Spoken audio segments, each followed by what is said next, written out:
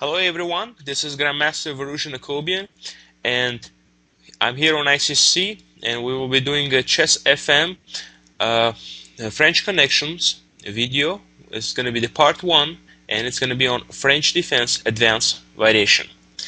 So, Advanced Variation starts with this: e4, e6, d4, d5, e5. So as soon as white plays this move, we can see the idea behind it is simply to gain some more space and control the f6 and d6 square. So immediately we play c5. We try to put pressure on d4. c3, knight c6, knight f3, queen b6.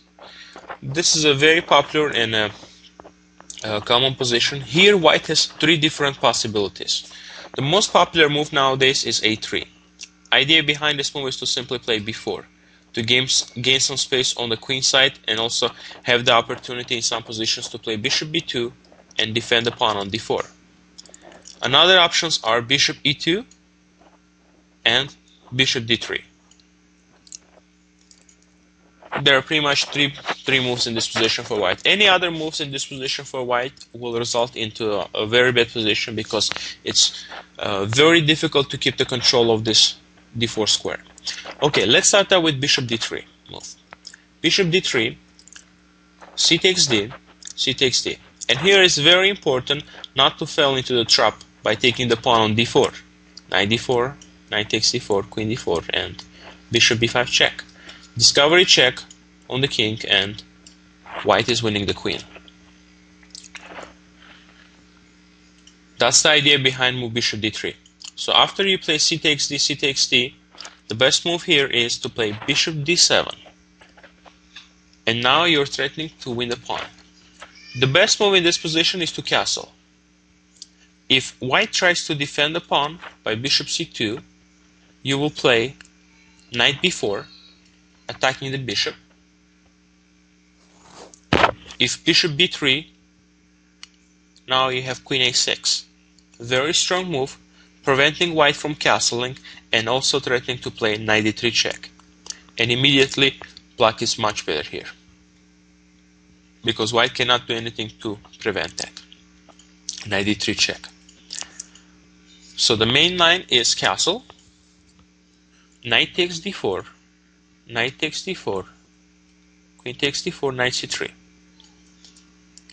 And now, of course, queen takes c5 is another possibility here for black to capture the pawn, but it leads to a very dangerous kind of position where white will gain activities after rook e1. So that's why we simply play here a6. Strong move, controlling the b5 square, because in many positions white is trying to play knight b5, knight d6 to get a counterplay. Queen e2. Now we need to start developing the pieces on the king side. Knight e7, king h1, knight c6, f4,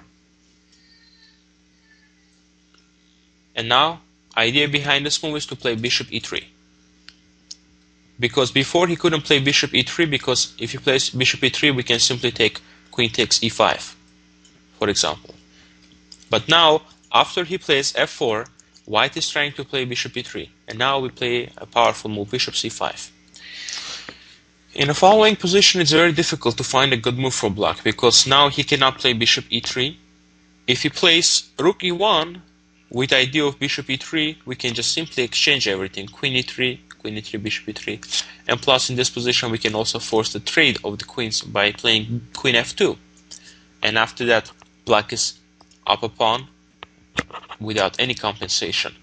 Another option, rook f3, it looks very logical to play this move, with the idea to play bishop e3 to move the queen away.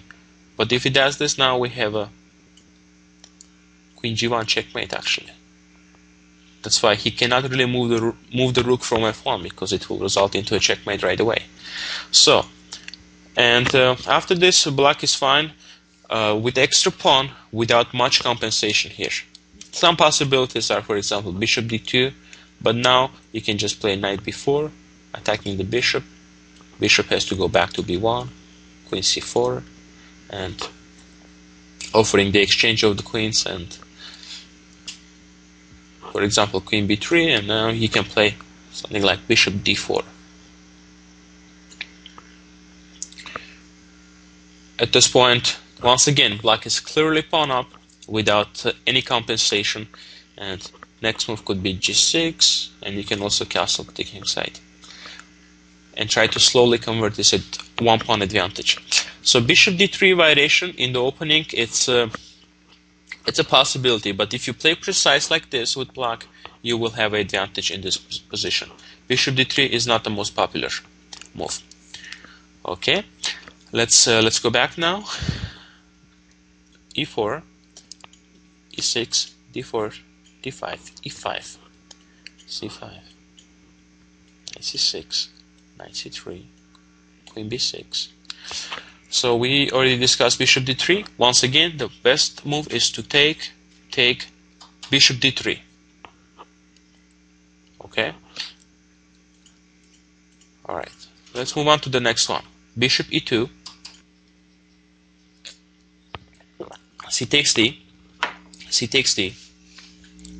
Knight ge7. It's very important to play c takes d first before you play knight g7, because if you play knight g7 right away, white can just simply capture on c5, and after you capture back with the queen, they can start attacking your queen by gaining many different tempos. This, and in some positions knight d2, knight b3.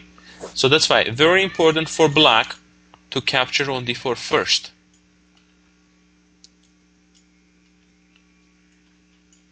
Knight g7, and now idea behind knight g7 is simply to play knight f5, because after knight f5 it's going to be very difficult to defend the pawn on d4. For example, one inaccurate move like castle, knight f5, right away white is losing the center pawn on d4. In advanced variation, it's very difficult for white to control the d4. That's why he has to play very accurately, because if he makes one mistake, like for example in this position, just castle without paying attention that knight g7 is threatening knight f5, immediately it's going to be big problems, because all black's pieces are mainly focused on d4. The best move in this position is to play knight a3, with the idea to play knight c2. There are some other possibilities here, of course. There is possibility to play b3, and there is also possibility to play knight c3. If knight c3, just knight f5, attacking the pawn. Knight a4, trying to remove the queen from b6, but then we can just simply play queen a5 check. Bishop d2, bishop b4. And now, again, very difficult for black to control the d4 pawn, because we are threatening to simply to capture on d2, and after he captures with the queen, we can trade the queens and win the pawn on d4. So again, very difficult for him to control the d4 pawn in this position. So that's why knight c3 it's not the best. If b3, this is a possible move. Many grandmasters actually played this move before. Idea behind it to simply play bishop b2. But again, black has a very comfortable game after this move. Knight f5, attacking the pawn on d4, bishop b2, and now very important, give him a check before your opponent before he castles. Check, and now white must play king f1, because if he plays knight d2, he will be blocking the defense of the d4 pawn. So we can just simply capture knight d4, knight takes d4, knight d4, and black is up a pawn without any compensation. Same thing is going to happen if he plays, for example, bishop c3. We can simply capture, knight takes c3, knight f takes d4, and again, black is up a pawn, and also good chance we're going to win another pawn on e5. Again, with no compensation for black. So that's why when bishop b4 check, he must play king f1, and now we don't need the bishop here anymore, so we just simply come back here. bishop e7. Another very important reason why we go back on e7, because at this position, in this position, white is already threatening to play g4. For example, if we make one inaccurate move like bishop d7, he will play g4, and now attacking the knight. Knight has two possible squares. The best move is to go knight h6 in this position. Knight h6, h3. It's better than knight e7, but still, knight on h6, it's not very good, and now white is probably slightly better in this position. The reason we cannot go back to a more natural square on e7, because it looks like this could be good, because we can then go knight g6, knight f4, and take advantage of the weak square. But if we go knight e7, he will play simply a3, and now these two squares are taken. If we go back bishop a5, he plays b4, and the bishop is trapped. So black will be losing a piece. So that's why it's very important after you play the bishop before check, and there is going to be another variation later on. Similar situation where you play bishop before check, your opponent makes a king f1 move, you must play bishop e7 first. The idea is because now if he plays g4, you have this move, knight h4. Knight takes h4, bishop takes h4. Now you're threatening to simply play knight takes e5, pawn takes e5, queen f2 checkmate. And if your opponent plays something like this, now this idea doesn't work because his king can escape on h3. Now you simply play f6. You just simply break the center, and after castle, open file, black is clearly better. Because white still has problems with development and his king is very weak. So that's why in this position g4 would be really weakening the position. So that's why after bishop e7, white should play something like this. h4. Now idea behind this move is to play g4, but now you just play simply h5, preventing him. And now again, very difficult to complete the development because, for example, if you play knight d2, white can still capture this pawn. So he'll probably play a3 first, bishop d7, queen d3, defending the pawn. So then he can play knight bd2. But now we have this possibility: rook c8, knight bd2, and we can just simply castle here. And we have a very nice position here for black. Our plan is this: if he plays g3, we can play a6, king g2, now knight e7. The biggest problem in a French defense opening is your light square bishop. So whenever you have an opportunity to trade your bishop, it's always a good idea. Even if you trade your bishop for a knight, it's still good, because in a lot of positions that's the problem. Because in French defense we have a lot of pawns that are placed on the light squares, and that immediately makes the bishop restricted. So if you have an opportunity in a French defense to trade your light square bishop, you go for it. Knight a7, now you play bishop b5, trading the bishops. If white doesn't want to allow that, he has to play a4, but then it's going to create a big weakness on b4. Then we come back and take the initiative after knight b4.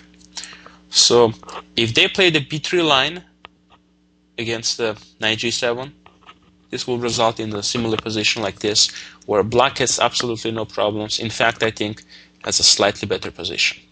Okay. So now we go back to the beginning.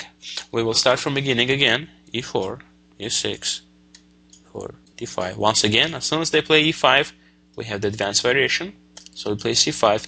Main focus here for black is to simply put lots of pressure on the d4 pawn. Knight f3, knight c6, knight f3, queen b6. Queen b6 is a very good move. It's not a very natural move in some positions because we don't really want to develop the queen too early. But here, it's absolutely important to play this move, because immediately this move is also restricting the dark square bishop from developing, because in a lot of lines he cannot use the bishop, for example, to go bishop e3 to defend the center pawn, because the problem is we can capture the pawn on b2. That's why it's very important to have the queen on b6, and plus the position has a close character, position is close, so that's why it's not as dangerous as in open positions where you develop your queen too early. Plus the queen on b6 is very stable, and once again our main focus is the d4 pawn. Bishop e2, takes, and now we will go to the main line in the bishop e2 variation, which is knight a3. Knight a3, knight f5, knight c2. And here it's very important, like in the previous variation with the move b3, bishop b2, you play bishop b4 check. This is a more difficult move because it doesn't really look logical because you can simply capture. But the bishop b4 move has a very important idea behind it. There are several possibilities here for white. The best move here is again king f1. This is the best move. We'll look at this later. Let's take a look at some other possibilities. For example, the most natural move is to capture. What's going to happen if they capture the bishop? Queen takes b4 check. And now there are a couple of options again. If queen d2, we just simply take. Bishop takes, knight takes d4, winning a pawn. And black is up a pawn without any compensation. I'll go back. And if bishop d2, queen takes b2. Castles, knight b takes d4. So against bishop b4 check in this position, pretty much all the moves are going to result into loss of a pawn at least, except king f1. Another option is bishop d2. Bishop takes d2. Queen takes d2.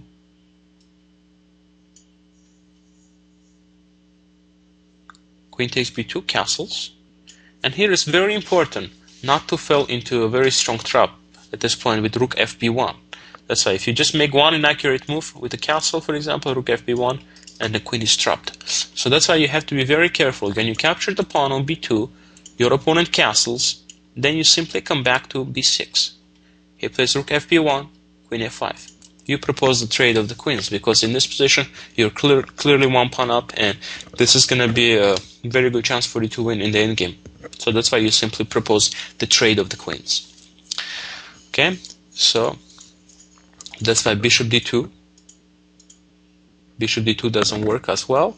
And another line is this knight b4, queen takes b4 check. Very important, king f1. Plays king f1, you must capture the pawn on d4.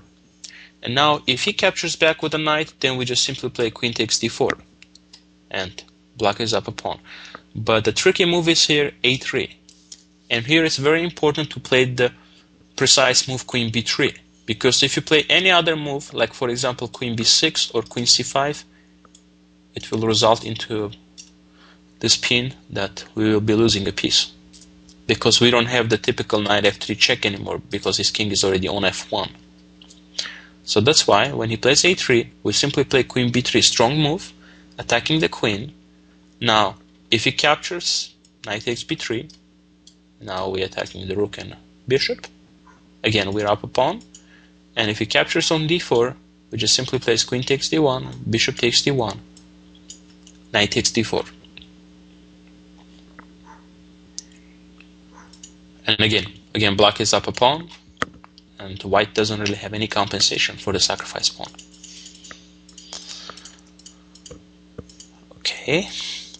Okay, so now bishop b4 check, he has to play king f1. After he plays king f1, now he is threatening to play g4. That's why we play bishop e7, g4.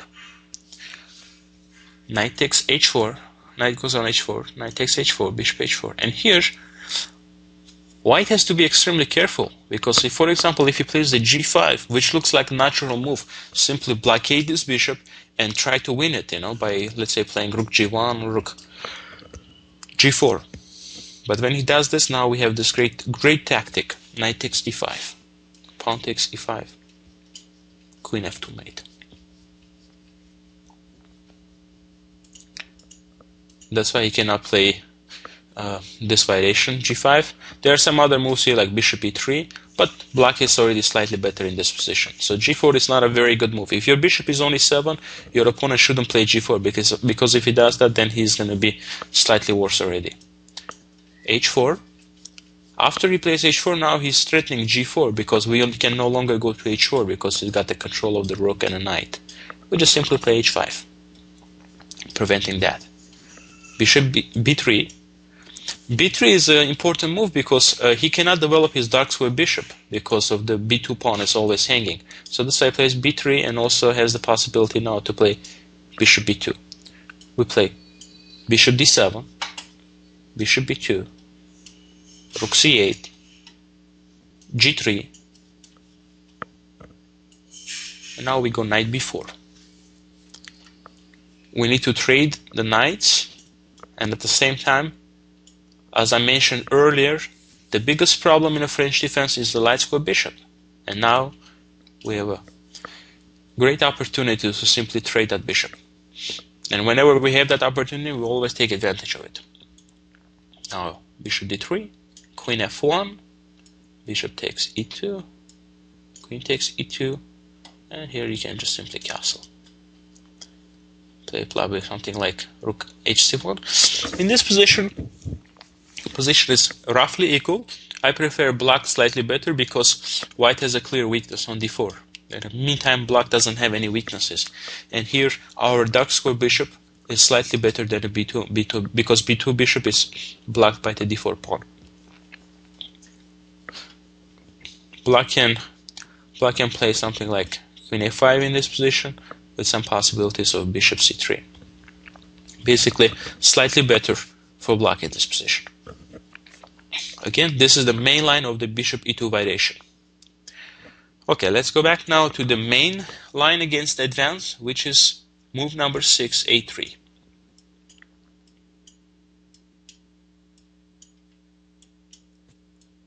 a3. Nowadays, especially, this is very popular with idea to play b4. There are many possibilities in this position, but my favorite move in this position is simply to play c4. I used this move many times against strong grandmaster. Particularly one of the games I'm really proud of is the 2004 World Open game against Alex Shabalov. And previously we did video lectures here on Chess FM, the ICC, on that game, and you can still probably find that game. It's a very, very interesting game I played with black, and I was able to win that game, and it was very typical for this type of positions. c4, it's a very logical move in my opinion, because it's preventing the white's main idea to play b4, and also blockades the bishop, and basically it's controlling a lot of squares. The only thing, it doesn't really have the pressure on the d4 pawn like in the previous variations. Knight bd2. Now, main thing here for white is to play b3 in some point here. That's why black should always focus on controlling this square. Bishop e2, bishop d7, castles, and now play simply knight d7. In my opinion here in this opening after e3 c4, I think the chances are 50-50. White doesn't really have much opening advantage anymore because he has an active pawn on e5, which is controlling important squares, but we also have a very strong pawn on c4, which is controlling the d3 and b3 squares. So it's kind of equal as far as the space advantage, and the only plan I see in this position that could cause some problem for black is f4, f5, but I find it very difficult in this position to play this plan because we have so many pieces controlling that square, and it's very difficult to do anything as far as that. So that's why. But let's take a look at some possibilities how white can try to get there. Knight e1. Idea behind this move is to play g3, f4, knight g2, knight e3, and try to play the f5 pawn in this position. When they do that, we just simply castle. g3. And now there's several options here we have, but we will start out with this move. King b8, knight g2. And now, as soon as he moves the knight to g2, now we have this interesting possibility here. Knight b3. knight takes b3, now bishop a4. Now we have a strong pin on the queen. So for example, bishop e3, queen takes b3, queen d2, and now we can simply trade the queens. c2, rook ac1, takes, bishop takes. And now in this position we can try to transfer the knight on a4 in order to put some pressure on the b2 pawn. Black doesn't really have any problems here. Knight here, knight b6, bishop e7, f4 for example.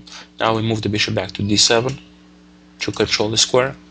Knight here, we go g6, and after bishop e7, knight b6, knight a4, I think position is roughly equal. This is one idea in this position. We can go like this and try to trade the queens. Another option here for black, instead of trying to trade the queens, is to keep the pieces on the board as well. So instead of knight b3, another option is simply to play queen c7, knight e3, knight c8. This is the idea why we played king b8, to create a square for the knight. f4, g6, queen e1, and h5, h3, and now we simply can activate the bishop on a4, bring the knight to b6, bishop comes on e7. It's very difficult for white to advance his pawns because his king is here on the king side, and when he starts advancing his pawns, it's going to create lots of danger around his king. So that's why white has to be very careful when he's advancing the pawns, because if he tries to open up the position too soon, it can result into big problems for him in this position. Knight b6, like for example f5. Now we take, and his king is in big trouble now. So that's why he has to try to prepare it. But at the same time, we have a counterplay. We have a counterplay on the queen side, so it's not like it's very easy for him to prepare this. Like he moves the knight right away. We enter with the knight on b3. So here, and now we have the option of simply double up the rook on an open h file. Probably something like rook h1, rook h8, takes, and black is fine in this position. Again, very difficult to play f5. Even if you play f5 after g takes f, there are not that many weaknesses you will create after f5, so it's very difficult to break through in this opening. That's why I like the c4 move, because I think this move offers very good chances for black by restricting a lot of white's pieces as well. So this is another possibility. I think this is a good plan against the knight e1 and g3, knight g2. It's a good plan to play this way for black, because position is roughly equal always. And another option is knight b7. Again, very important, when he plays knight d2, you play knight a5. And my game with Shabalov was h4. I played bishop d7. He played h5, and after he played h5, I simply went for this move here, f5, which I think is a very good move, because after f5, if he captures, I can simply capture g takes f, and f5 also controls a lot of squares. GM Shabalov, I think, played g3, and I think after this move I castle long, and I have a very nice position. And in this position, after f5, if he captures, you just simply play g takes f, bishop e2, or actually g3, bishop d6, bishop h3, knight e7, castles. And now in this position we have so much pressure on g3. We can use the g file. We can simply castle first and then start to put a lot of pressure. So that's why it's not a very good idea for white to go for this h4 h5 plan, because if he does that, then we're gonna have a nice position. Okay, and these are pretty much the possibilities that they can play against the French defense. Once again, just to over-review the lines in this particular position, queen b6. There are three possible moves here: a3, is the main line, and you play c4 and close the position. Another one is bishop e2, where you just simply capture on d4, and play knight e7, g7 with the idea of knight f5. And another one is bishop d3. The most important thing after the bishop d3, not to take the pawn, because this is a trap. And that's the main idea. When they go for this, they want to catch you in this trap, sacrificing a pawn, but then winning a queen. So that's why after you take on d4, he takes back, you play bishop d7, and now you're threatening to take on d4. And as I showed in the variations, black has a very good game. And this were the lines for the advanced variation. And next video we will continue with the Tarrasch, and then we will do the exchange variation, and then of course the classical. The classical is the most popular move against the French defense. Thank you for watching, and once again, this is Grandmaster Varuzhan Akobian, and this is the first volume of the French Connection videos. Thank you, and I'll see you soon.